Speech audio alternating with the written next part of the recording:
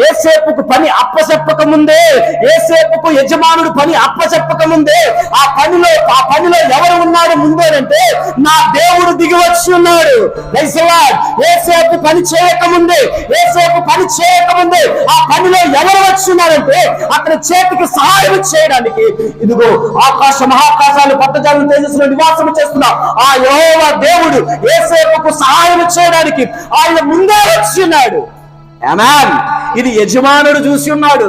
ఏంట్రా ఇలా చక్కగా చేస్తున్నాడు, ఏంట్రా ఇలా నేర్పరితనంగా చేస్తున్నాడు.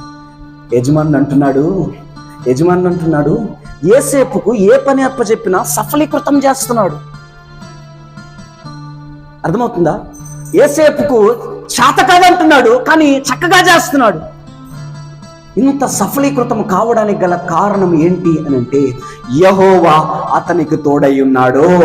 చేసే పనిలో ఉంటున్నాడు, నడిచే నడకలో ఉంటున్నాడు, వెళ్ళే ప్రయాణంలో ఉంటున్నాడు, ప్రతి స్థలంలో ఆయన వెళ్ళి ఉన్నాడు. ఆమేన్.